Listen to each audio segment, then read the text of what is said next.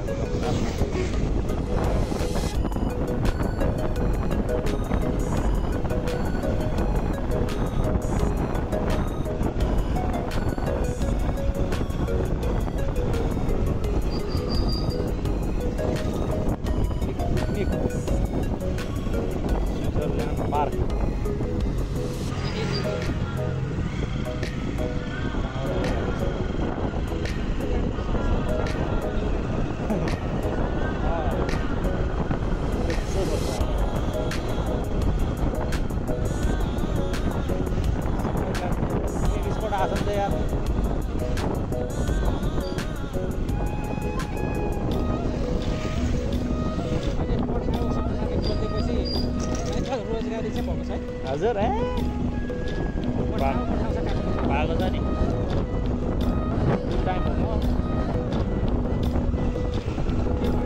म फुल टाइम हो भने के पठाउ इन टाइम नै हो दिनभरिमा त्यस्तै हो अब 2500 3000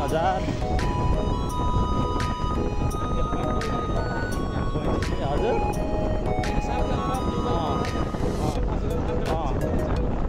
खट्न चाहिँ सक्नु पऱ्यो खट्न चाहिँ सक्नुपर्छ बिहान म बिहान 6 बजे 7 बजीतिर हिँड्छु अनि बेलुका 8 बजे बेलुका चाहिँ ठिक लाग्ने भनेको फेरि 5 बजेदेखि 8 बजे 9 बजीसम्म हो त्यही बेलासम्म इनफ भइसक्यो 5 बजेबाट 8 बजीसम्म बढी लाग्छ पैसा नै बढी हाल्छ पैसा पनि बढी लाग्छ किनभने त्यो के अरे ऊ भएपछि त अटोमेटिक राइडर भन्दा प्यासेन्जर बढ्यो भएपछि त अटोमेटिक बढ्छ क्या इनड्राइभमा चाहिँ त्यस्तो पैसा महँगो छ बढ्छ झ्यामझ्याम हुन्छ हुनु चाहिँ म त अझै पठाउ धेरै गर्दिनँ अनि इनड्राइभ नै गर्ने हो पठायो भने इनड्राइभ अलिक सस्तो पर्छ कि तपाईँहरूलाई सस्तो पर्ने हो इनड्राइभ यस्तो बवाल भ्यू देखिने अनि दामी ठाउँ रहेछ यो माथि पिकनिक स्पट चाहिँ कस्तो रहेछ तपाईँहरू कहाँदेखि आउनु भएको हामी कर्मचारी हो ए हजुर अदा जिल्ला अदालत कि उच्च अदालत ए सबैजना साथीहरू मिलेर आउनु भएको ए जस्तो सर्वोच्च अदालतकै मात्रै हो बुझेँ मैले सर्वोच्च अदालतले 5 जना उच्च अदालतले 5 जना जिल्ला अदालतले 5 जना त्यस्तै साथीहरू मिलेर आएको तर अलिक त्यो राम्रो व्यवस्थित भएन कि ए साथीहरू मलाई पठाएछन् होइन त्यति मिलाउँछ ए भएन कि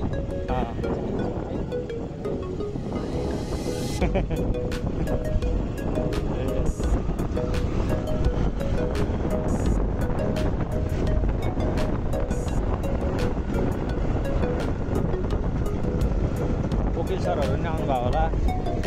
वकिल सरहरू नि आउनु भएको कि वकिलहरू सबै आइरहेछन् न्यायाधीश सबै आइरहेछन् आयो भने कस्तो भने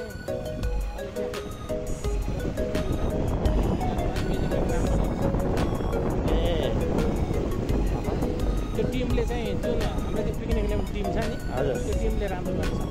ए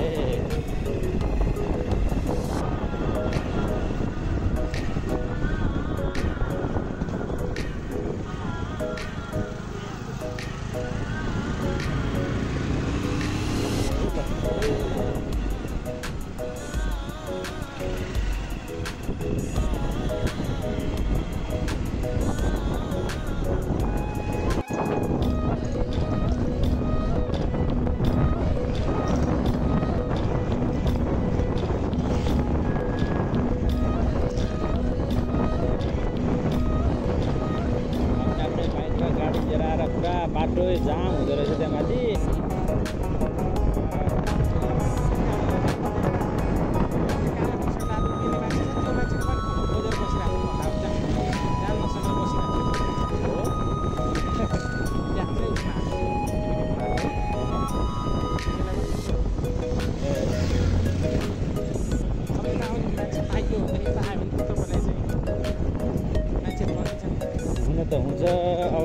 अब ओसार्नको लागि मात्रै अब यो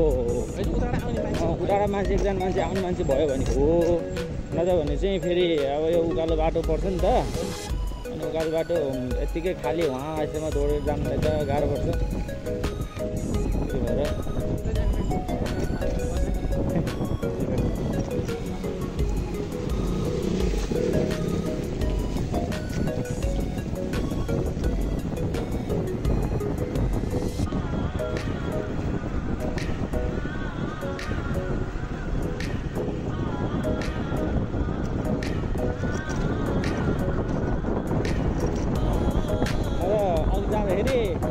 के सोच्दै गएको थियो भने अब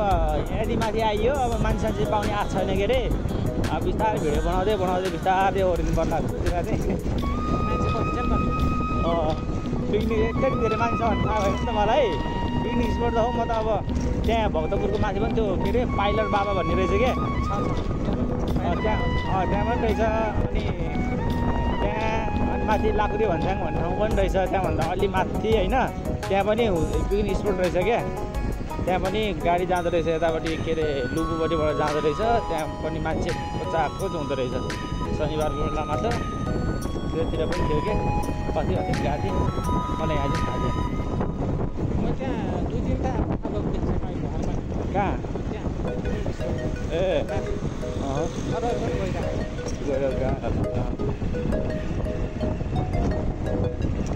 स्विजरल्यान्ड पार्क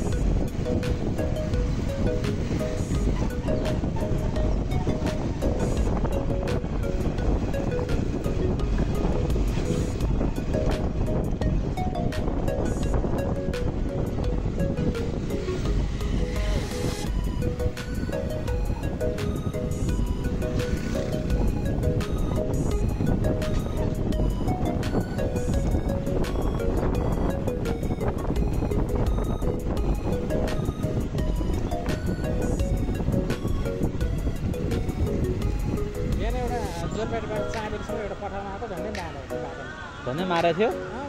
कसरी कसरी 80को स्पिडमा दौडाएको थियो बिहान है स्पिड दौडाएको स्पिड कम गर्नु भन्नु भएन स्पिड कम गर्नु भन्नु भएन अनि भन्न चाहिँ पनि त्यस्तै खालको मान्छे रहेछ ए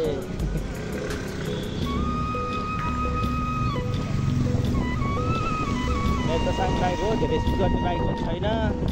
र अहिले 40 स्पिडमा आउँदैन अलि पछाडि जाने भाइ अलि पछाडि गयो नि हुन्छ भनिरहेको थियो पानी बस्दै चाहिँ गाडीको बाटो छ हैन अब अलि बिस्तारै जाँदा सुरक्षित हुन्छ जस्तो लाग्छ मलाई अहिले हुनु पर्यो भनेदेखि दिन आयो भने अर्कोले आएर हान्देर नि हुन्छ हैन जस्तो होइन विश्वास हुन्छ छैन अहिलेको 66 छ कि पल्टुङै पल्टिन्छ अनि स्पिड बेला पोल्टुको पल्ट्यो नि थाहा स्पिडमा त झन् केही हुनु हुँदैन अलिकति केही भयो कि पुल्टुङै पल्टिन्छ अनि अनि म स्पिड गर्न चाहिँ मलाई डर लाग्छ अहिलेसम्म गरेको छैन मैले त्यस्तो पढाइ पनि गरेको छैन नहोस् पनि जोरबेगबाट चाहेको ठिक्क 3 मिनेट पुरा गरेपछि कसरी चलाएको नामै थियो 3 मिनेट लाग्यो घटना भएर चाहिँ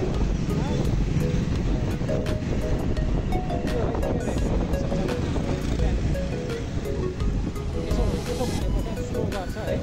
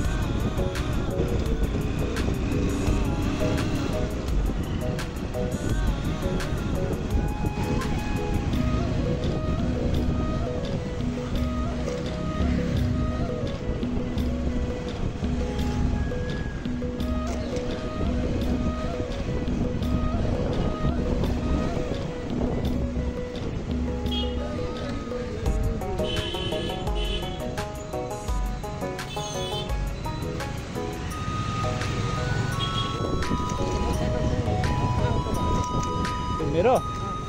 त पावरको छैन नि साइन हो के पावर हुनु अब यतिको त तान्न चाहिँ अहिलेको उकालोमा पनि दुईजनाले चाहिँ तान्न चाहिँ मजाले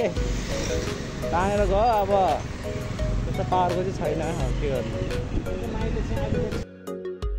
के आफ्नै रिजर्भ गाडी होइन र